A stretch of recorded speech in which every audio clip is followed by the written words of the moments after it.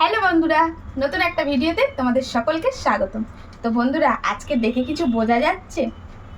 আজকে করবো একটু মিষ্টি রেসিপি। তো আজকে বানাবো দই ভাপা। দই ভাপাটা কিন্তু খেতে বেশ ভালো লাগে আর চটপট হয়ে যায়।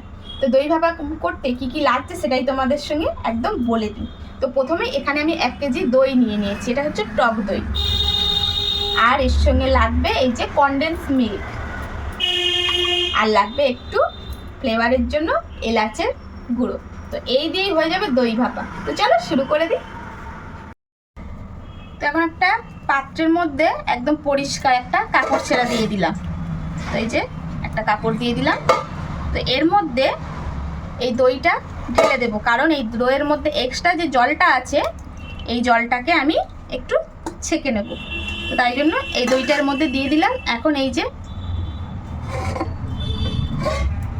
এটাকে এইভাবে একটু রেখে দেব, একটু ঝোলানোর মতন জায়গাতে এইভাবে রেখে দেবো। ওই মিনিট 10 মতো লাগলেই এক্সট্রা জলটা ঝরে যাবে। তো এইভাবে মিনিট 10 মতন আমি ঝুলিয়ে রেখে দেব, জলটা ঝরে যাবে। তো বন্ধুরা, দইটা একদম এই যে জল ঝরিয়ে নিয়েছি। খুব আহামরি জল ঝরাতে হবে না, মোটামুটি 10 মিনিট মতন ওইভাবে রেখে দিয়ে জলটা ঝরিয়ে নিয়েছি। তো এখন এই টক দইয়ের মধ্যে দিয়ে দেবো এই কনডেন্স মিল্কটা।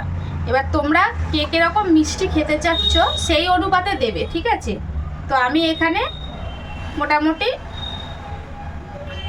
এটা আছে তোমার 380 গ্রাম, ঠিক আছে? তো এখন আমি মোটামুটি এর মধ্যে 250 মতন দিয়ে দেব।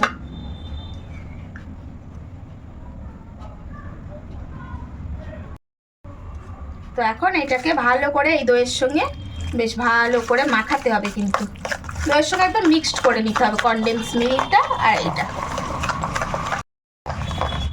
তো ভালো করে দইয়ের সঙ্গে কনডেন্স মিল্কটা একদম ফেটে নিয়েছি, খুব বেশি ফাটার দরকার নেই, স্মুথ করার। আর এখন কিন্তু ফ্লেভারের জন্য একটু এলাচ গুঁড়ো দিয়ে দেব। তো এলাচ গুঁড়োটা দিয়ে আবার একটু নাড়িয়ে নেব। তো ব্যাস, দইটা একদম ফাটা হয়ে গেছে। এখন যেটাই করে ভাপাতে দেব সেই পাত্রটা নিয়ে নিয়েছি। তোমরা যেমন পাত্র চাও সেইভাবেই একটা পাত্র নিয়ে নেবে। তো আমি এই পাত্রের মধ্যেই বানাবো। তো এখন এই পাত্রের মধ্যে তোমরা চাইলে একটু ঘি বা একটু সাদা তেল অল্প করে দিতে পারো, কিন্তু আমি এখানে দিয়ে দেবো একটু মাখন। তো এই মাখনটা একদম ভালো করে এই পাত্রেতে লাগিয়ে নেব। তো এখানে বাটারটা ভালো করে লাগিয়ে নিয়েছি। এখন এর মধ্যে এই যে দইটাকে ঢেলে দেব। তো এখন একটুখানি এইভাবে সেট করে দেব। এই যে এইভাবে একটুখানি সেট করে দেব। দেওয়ার পরে এই যে এই টিফিন বক্সের ঢাকনাটা এর মধ্যে লাগিয়ে দেব। তো এখন গ্যাসটা বসিয়ে দিচ্ছি, আর এই যে গামলার মধ্যে একটা এইরকম বসিয়ে দিলাম, কারণ ওর মধ্যে এই টিফিন বাটিটা বসাবো। তো এবারে একটু জল দিয়ে দেব।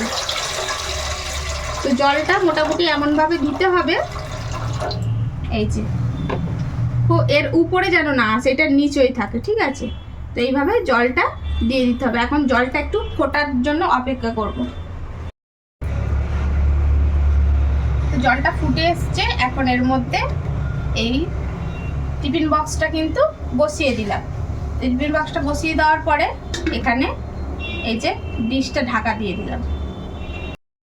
তো এখন উপর থেকে একটা ভারী কিছু দিয়ে দিলাম। তো আমি এখানে একটা নোড়া দিয়ে দিয়েছি, যাতে করে না ভিতর থেকে এর স্টিমটা বার হয়। তো এই পর্যায়ে আমি কিন্তু গ্যাসটা ফুল জোরে দেওয়া আছে, এখানে একটু আস্তে করে দেবো, মিডিয়াম টু লো আঁচ, মানে একদম আস্তে না একদম জোরে না।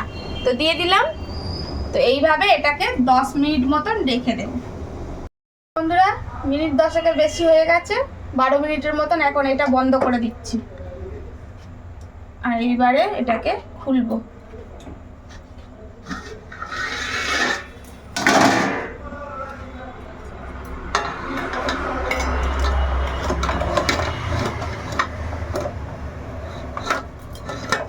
মারাত্মক গরম। তো এই যে এটাকে এখন একটু ঠান্ডা হতে সময় দেব।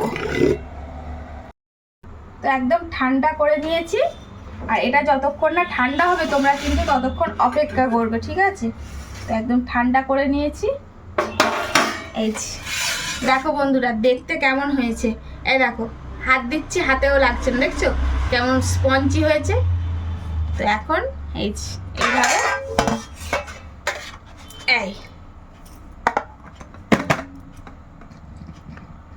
তো একদম পারফেক্ট হলে বোঝা যাবে এই হচ্ছে পারফেক্ট, দেখছো তো একদম। তো চলো তোমাদেরকে একটু কেটেই দেখাই, পুরো কেকের মতন হয়েছে দেখো, একদম কিছুই হবে না, ভাঙছে না। আর কাটতেও কিন্তু দেখো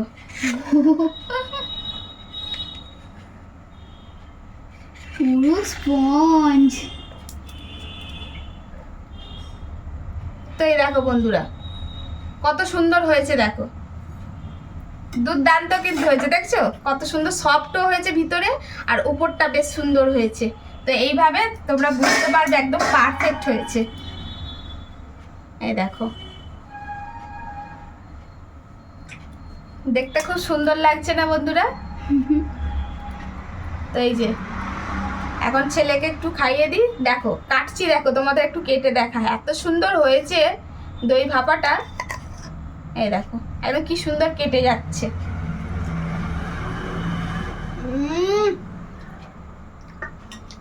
মা আজকে আমি আর কিছু বলতে পারছি না, দারুণ হয়েছে। দারুণ হয়েছে, টেস্টটাও একদম মানে দারুণ। তো বন্ধুরা কেমন হয়েছে প্লিজ কমেন্টের মাধ্যমে জানিও, ভালো লাগলে লাভ লাইক শেয়ার করতে কিন্তু ভুলো না। আর এইভাবে তোমরা কিন্তু বাড়ি একবার ট্রাই করতেই পারো। তো দেখা হচ্ছে নতুন কোনো ভিডিওতে, ততক্ষণের জন্য আসি, টাটা বাই বাই। আর তোমরা সব ভালো থেকো, সুস্থ থেকো, আর আমাদের পাশে থেকো প্লিজ, কিন্তু কমেন্টটা করো।